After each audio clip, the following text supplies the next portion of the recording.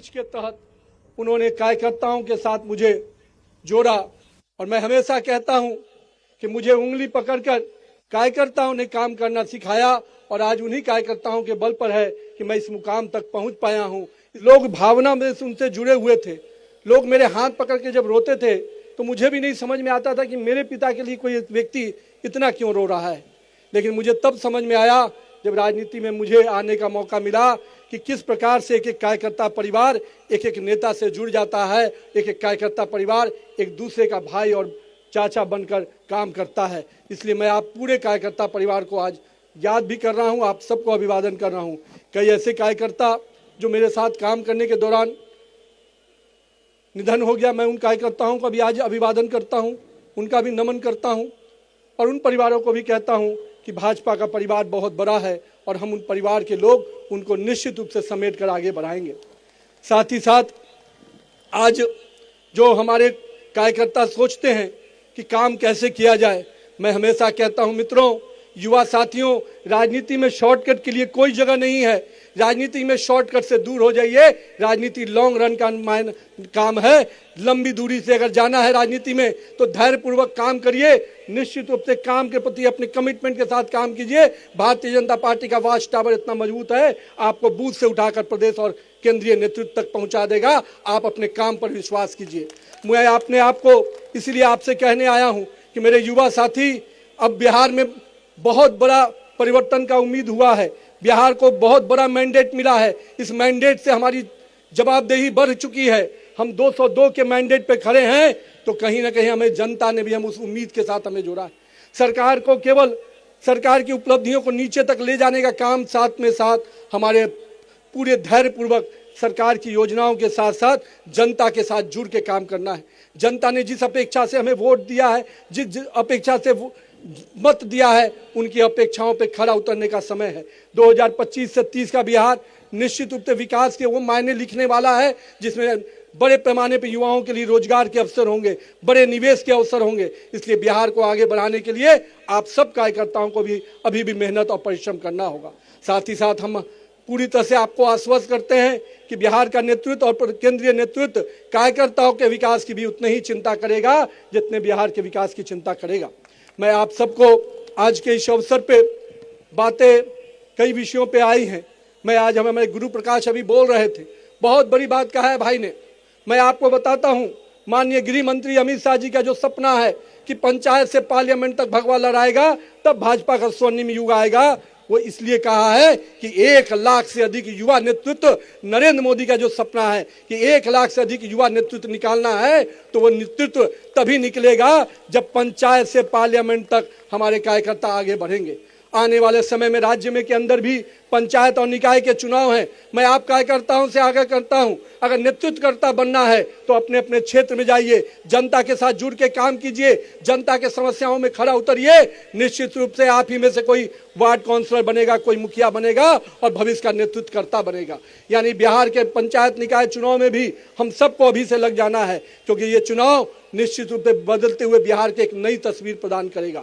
हम पंचायत और निकायों के स्तर पे अगर अच्छा नेतृत्व खड़ा कर देंगे तो निश्चित रूप से 2047 का बिहार भी विकसित बिहार बनकर उभरेगा।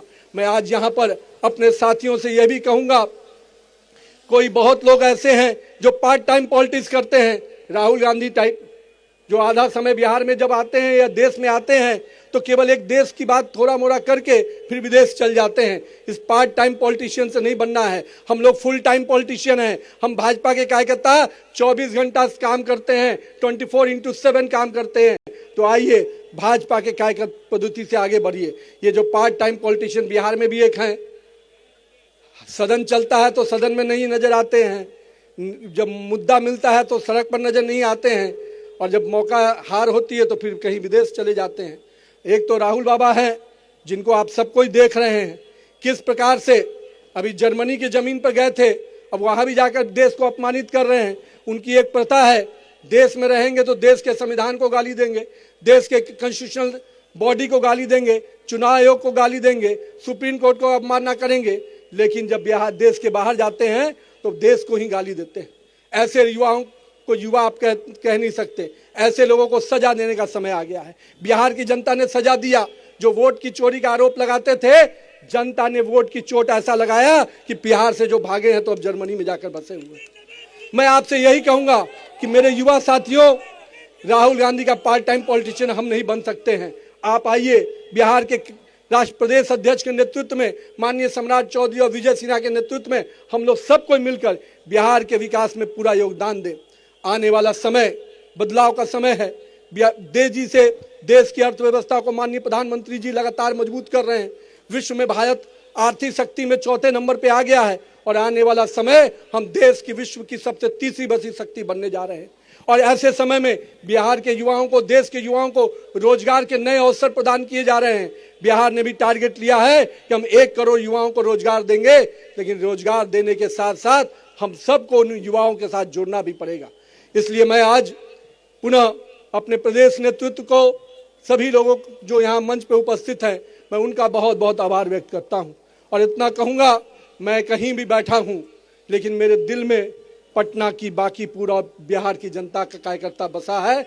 मैं पूरी तरह से बिहार के कार्यकर्ताओं के लिए एक रक्षक बन के बैठा हूँ और मैं इतना विश्वास दिलाऊंगा कि आप लोगों ने जो प्यार और सम्मान दिया है उसको मैं कभी भूल नहीं सकता। मैं रात में कभी भी सोऊंगा तो मुझे हमेशा याद रहेगा कि बिहार की जनता और पटना की जनता और बांकीपुर की जनता मुझे आशीर्वाद दी थी, तब मैं वहां पहुंच पाया हूं। इसलिए मैं अपने क्षेत्र के साथ साथ बिहार के लोगों को बहुत बहुत अभिवादन करता हूं कि आपने जिस प्रकार से बिहार के हर कोने से लोग आए हैं, मैं उनको इसलिए आज प्रणाम करता हूं। मैं कई ऐसे चेहरे देख रहा था जिन चेहरों को मैंने कभी मिला भी नहीं पिछले साल भर में, पर आज मैं उन चेहरों को देखा तो इतनी तसल्ली जरूर हुई कि भाजपा का राष्ट्रीय अध्यक्ष, कार्यकारी अध्यक्ष मुझे बनाया गया, लेकिन एक एक कार्यकर्ता को लग रहा है कि वो भाजपा का अध्यक्ष बन गया। यही भाजपा की खूबसूरती है। और मैं इतना विश्वास दिलाऊंगा मेरे कार्यकर्ता भाइयों, आपने जो प्यार और स्नेह दिया है, जो आज रोड शो के माध्यम से जो आप लोगों ने मुझे सम्मान दिया है, उसके लिए मैं जीवन भर आपका ऋणी रहूंगा। और बिहार के विकास में, भारतीय जनता बिहार यूनिट के सम्मान में जो भी बात आएगी, उसके लिए आपका भाई रक्षक बनकर बैठा है। आपके विकास के लिए, पार्टी के विकास के लिए हर संभव जो मदद होगा वो मैं करूंगा। साथ ही साथ मैं पुनः अपने शीर्ष नेतृत्व को अभिवादन करता हूं और मैं अपने कार्यकर्ता भाइयों से फिर वही बात दोहराऊंगा, पूरे धैर्य पूर्वक अपने काम के प्रति लग जाइए। भाजपा का वॉच टावर बहुत मजबूत है। अगर आप कमिटमेंट के साथ बूथ में भी काम करेंगे, मंडल में भी काम करेंगे, तो निश्चित रूप से पार्टी आपको ऊंचाई पर लेके जाएगी। उसके लिए आपको किसी के दरवाजे पर जाने की जरूरत नहीं होगी, बस जनता और कार्यकर्ता के साथ जुड़े रहिए।